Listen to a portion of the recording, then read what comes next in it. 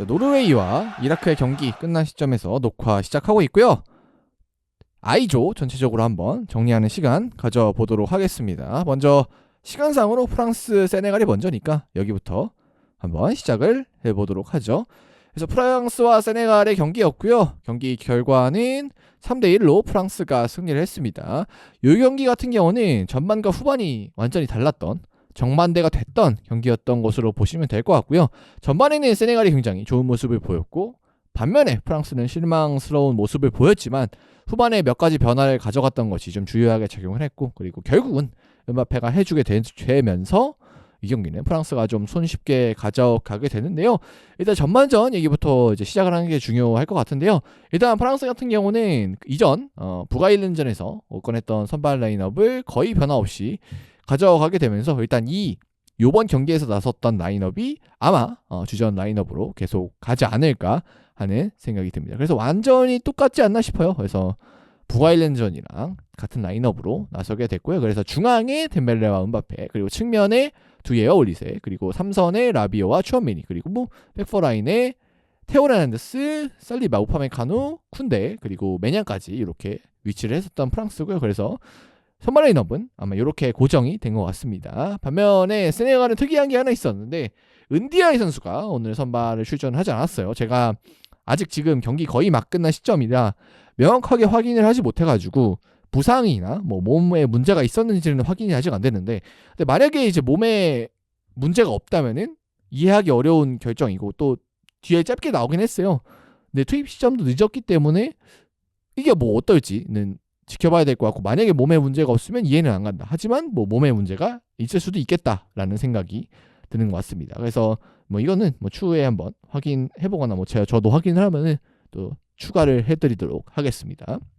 그래서 오른쪽에 사르, 중앙에 잭슨, 왼쪽에 마네 이렇게 나왔고, 그리고 중앙에 이제 게예, 그리고 이제 두 게예, 파페게와 이드리샤 게예, 그리고 카마라에 그다음에 플리발리, 그다음에 니아카테 이런 선수들, 디우프까지 해서 이렇게 맨디 골키퍼까지 세네갈은 크게 은디아에 빠졌다 빼고는 여기도 놀라운 변화까지는 없는 것 같습니다.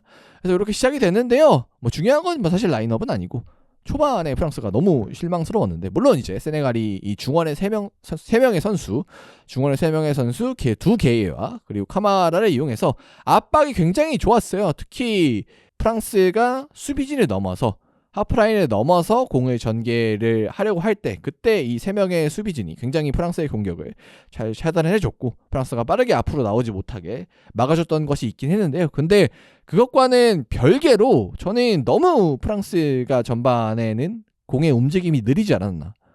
일단은 음바페와 덴벨레를 최전방에 배치를 했다는 것은 유기적인 스위칭을 가져가고 뭔가 좀 빠른 공격을 시도하는 그림이 아닌가, 저는 그렇게 생각을 했었는데 전반전에 정말 그렇지 못했고 정말 느리게 공이 전개가 됐고, 그러다 보니까 음바페도 마찬가지고 덴벨레도 마찬가지로 찬스를 잘 잡지 못하는, 그리고 공을 받아도 본인들의 강점을 살리기 어려운 지점에서 공을 받는 그런 느낌을 저는 굉장히 많이 받았던 것 같습니다. 그래서 전반전만 따지면은 음바페도 사실 뭔가 터치가 이상하거나 좀 아쉬운 부분이 많았고, 덴벨레 역시도 패스가 삑이 난다거나 하는 아쉬운 모습들이 꽤나 많았던 전반이 되겠습니다. 반면에 세네갈은 또 제가 중원에서의 차단을 처음으로 말씀을 드렸는데 그것과는 또 별개로 끊어낸 다음에 역습 과정에 있어서도 상당히 좀 인상적인 모습을 많이 보여줬고요.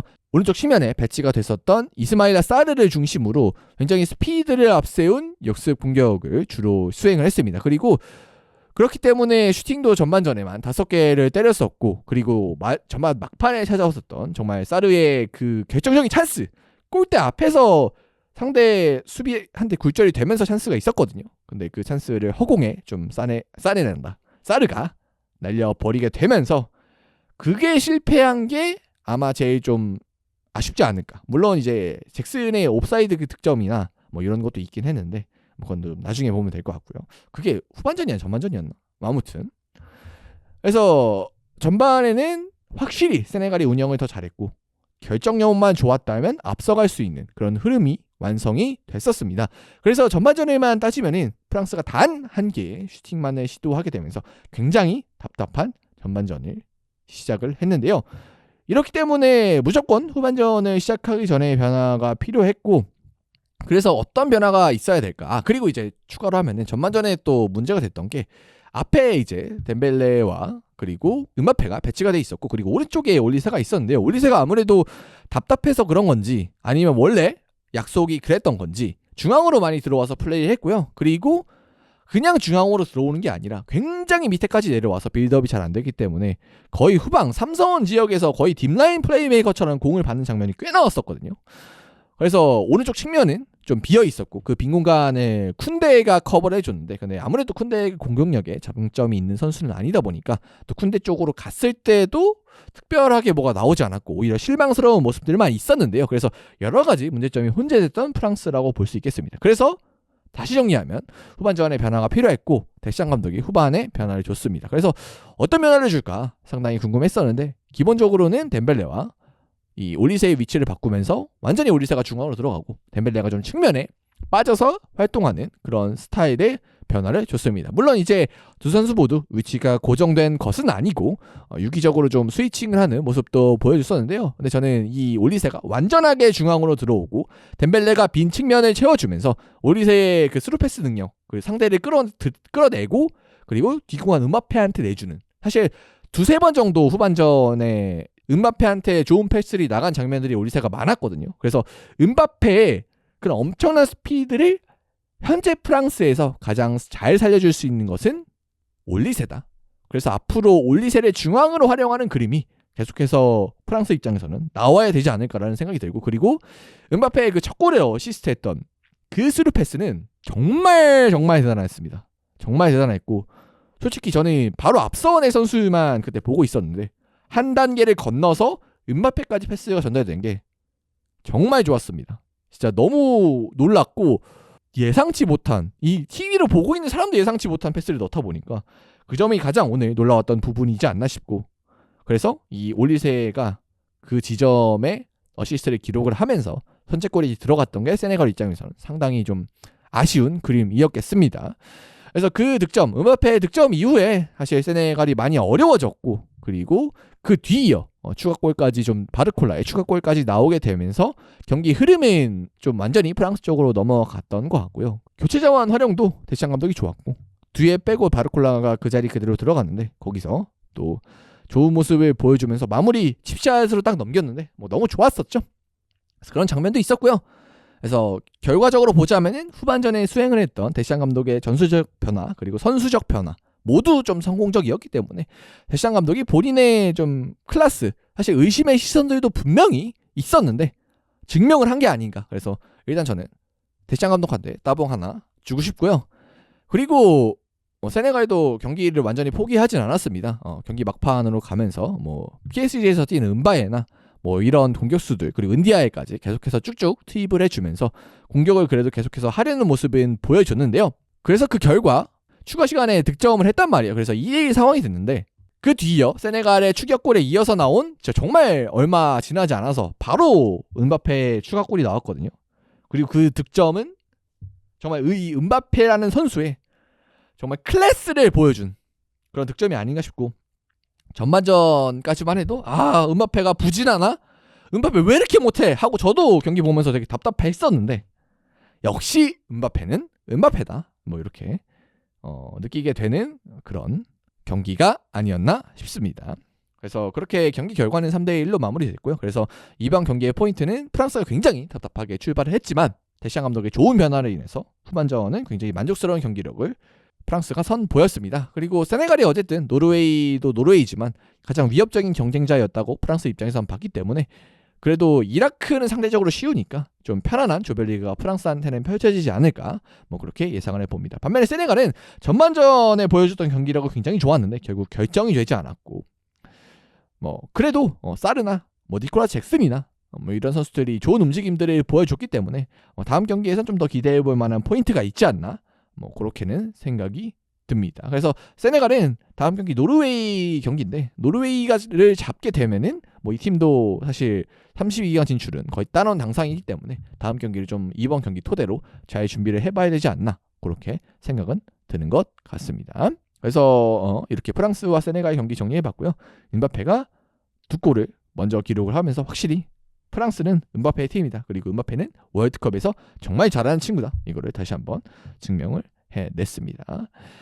자, 그리고 경기 이제 넘어가서요. 노르웨이 경기도 한번 살펴볼 텐데요. 이라크와 노르웨이 경기였고요. 경기 결과는 1대4로 노르웨이가 좀 큰 점수 차로 예상대로 승리를 거두게 됐는데요. 여기도 사실 흐름은 들어가 보면 얘기가 좀 다르긴 합니다.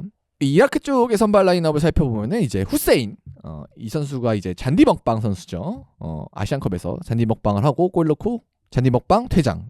이 전설적인 기록을 써내렸던 선수인데 있었고, 그리고 오늘 되게 주목됐던 선수는 알리 자심이라고 왼쪽 측면에 있던 선수인데, 이 선수가 지금은 이제 임대를 와 있는데 사우디 쪽으로 코모 원소속이에요. 코모가 또 이번 시즌에 파브레가스 감독과 함께 챔피언스리그 또 진출을 해내면서 상당히 주목을 받았는데, 뭐 거기서 이제 소속돼 있는 자원이라고 보시면 될 것 같고, 그래서 이 두 자원이 오늘 되게 화려했습니다. 그래서 이 자원들을 앞으로도 이라크에선 주목을 해주시면 좋을 것 같고요.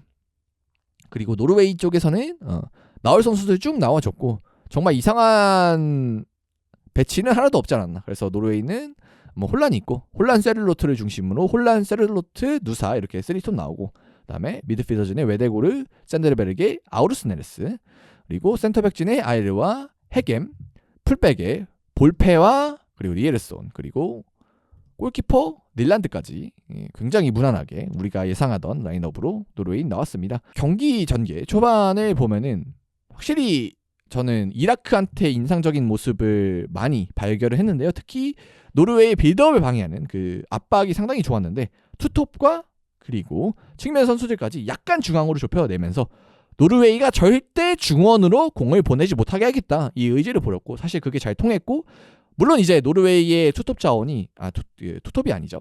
노르웨이의 세를로트와 그리고 혼란이 경합 능력이 워낙 좋기 때문에 따이는 장면도 있었지만 공중볼을 그래도 그렇게 노르웨이가 공을 쉽게 방출하지 못하게 유도를 정말 잘했고, 그래서 본인들도 그 노르웨이가 방출한 공을 재타단해서 역습으로 진행하는 과정까지 굉장히 좋았어가지고 굉장히 노르웨이의 그런 압박이 인상적이었습니다.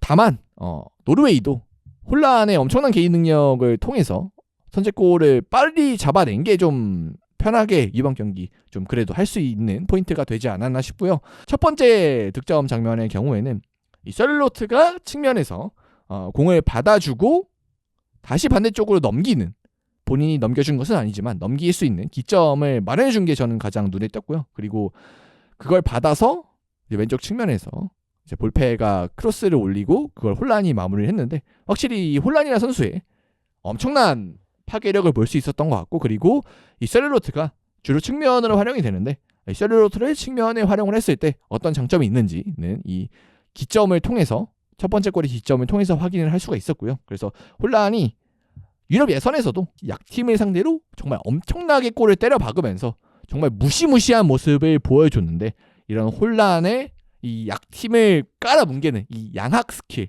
이 양민 학살 스킬은 월드컵에서도 이어진다. 그래서 혼란이 이번 대회에서 얼마나 또 득점을 기록할지도 좀 주목을 하면 좋을 것 같고요. 그래서 노르웨이가 생각보다 빠르게 득점을 하면서 경기력이 이라크가 좋았지만 이렇게 무너지나? 라는 생각이 들었는데요. 근데 이라크가 생각보다 좀 빨리 따라가게 되면서 사실 이 경기는 혼돈의 향상이 됐습니다. 그래서 후세인의 득점이 나왔는데, 뭐 득점 장면도 장면이지만 저는 꾸준히 이 후세인을 보면서 놀라는 거는 노르웨이의 센터백이 굉장히 큽니다. 아이르도 190이 넘고, 그리고 선발 출장했던 헤겜 역시 190이 넘습니다. 그럼에도 불구하고 후세인이 공중볼에서 밀리지 않았다, 경험에서 밀리지 않았다. 이게 내려가 있을 때뿐만 아니라 이제 크로스가 올라왔을 때 머리를 대는 부분에 있어서도 사실 후세인이 능력을 보여줬기 때문에, 뭐 이 선수가 나이가 어린 선수가 아니기 때문에 만 30이에요. 그래서 이 선수가 당장 유럽을 갈 거다라고 예상하기는 좀 어려운데, 그래도 유럽 선수를 상대로도 이 후세인이 경쟁력이 있다는 것을 또 보여줬으니까, 뭐 다음 경기 프랑스, 뭐 그리고 그 다음 경기 세네갈까지 해서 다른 팀들을 상대로도 후세인 개인적으로는 좀 자신감을 얻을 수 있는 경기였지 않나 하는 생각이 듭니다. 그래서 후세인이 득점뿐만 아니라 막 돌려주고 이런 것도 되게 좋았거든요. 그래서 후세인과 알리 자심을 중심으로 한다면 추후 경기에서도 되게 이라크가 포인트를 노려볼 수도 있겠다. 물론 이제 제가 결과를 좋게 예측하기는 어려운데 상대팀들이 너무 세니까. 그래도 경기력 자체는 만족스러웠다. 뭐 이렇게 전반전 한정에서는 말씀드릴 수가 있을 것 같습니다. 그래서 생각보다 이라크가 빠르게 따라왔고, 그리고 노르웨이 입장에서 답답하다 흐름이 좀 유지가 되던 상황이었기 때문에 노르웨이 입장에서도 이 상황이 계속 끌고 갔으면은 되게 좀 위기였을 거라고 저는 생각을 해요. 근데 여기서 대형 미스가 터지는데, 이라크의 후방에서 골키퍼 되게 경험이 많은 하산 골키퍼가 공을 너무 오래 기다리는 빌드업 상황에서 실수를 범하게 되면서 홀란한테 실점을 헌납했는데, 사실 이게 좀 컸죠, 오늘 경기에 있어서. 그래서 노르웨이도 사실 경기력이 좋지는 않았는데 이 득점을 통해서 어쨌든 앞서간 채로 전반전을 마치게 됐고, 후반전에서도 이 득점 한 점을 앞선다는 여유로움 때문에 조금 더 편하게 경기 운영을 했습니다.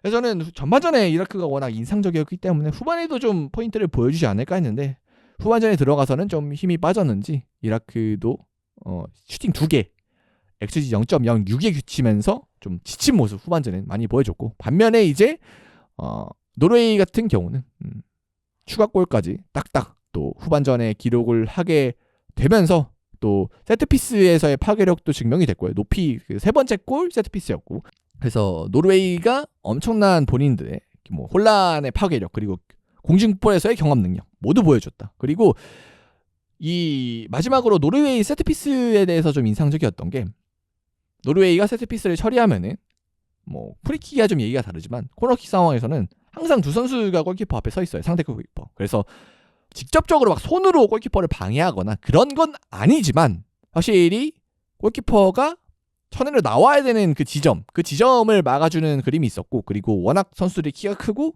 몸집이 크기 때문에 골키퍼가 그냥 서 있어만 있어도 그 지점을 돌파하기가 쉽지 않은 그런 장면들이 있었고, 그리고 그렇게 막아놓고 막아는 선수 뒤로 바로 붙여가지고 킥을 계속해서 수행을 하는 모습을 보여줬고, 그리고 그것을 웨스티고르가 이제 후반전에 교체를 해 들어왔는데 그 선수가 잘 공략을 해내면서 세 번째 골도 들어갔고, 그리고 마지막 골은 이제 크로스를 올린 거를 혼란이 연결을 해줬고 그게 자책골이 됐는데, 확실히 경험 능력, 혼란이 파고드는 파괴력, 특히 이제 크로스 그리고 세트피스에 있어서 노르웨이는 정말 압도적인 모습을 보여줬고 앞으로도 아마 보여주지 않을까. 왜냐면은 이라크가 뭐 아시아 팀이긴 하지만 경험 능력이 전혀 뒤지는 팀이 아니거든요. 그리고 이 경기에서도 사실 공격수들이나 수비수들이나 굉장히 기대 이상의 경험 능력을 보여줬다고 저는 생각을 하는데, 근데 그럼에도 불구하고 노르웨이가 이 이라크를 경험에서 이겨냈던 만큼 뭐 프랑스도 그렇고 세네갈도 그렇고, 특히 세네갈 같은 경우는 이미 노르웨이의 경합을 더 두려워하고 있지 않을까 하는 생각이 듭니다. 그래서 이번 경기는 이렇게 1대4로 노르웨이가 대승을 좀 거두게 됐고요. 그래서 노르웨이와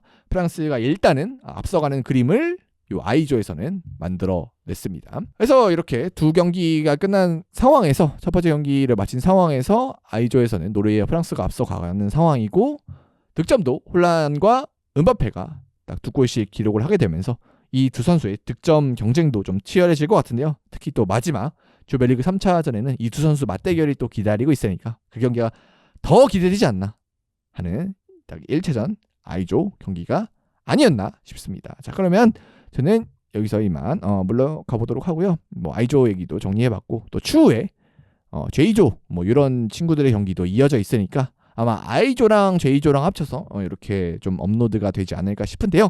그래서 쭉 꾸준히 저희도 월드컵 얘기 따라가면서 전달해 드릴 테니까 저희와 함께 또 월드컵 즐겨주셨으면 좋겠습니다. 그리고 CGG 그라운드 빅부 채널에서 또 영상 중계 함께 하고 있으니까 한국 경기나 뭐 다른 경기 때도 많이 찾아와 주셔서 저희와 함께 또 월드컵 계속 즐겨주셨으면 좋겠습니다. 자, 그럼 다음 조로 한번 넘어가 보도록 하겠습니다.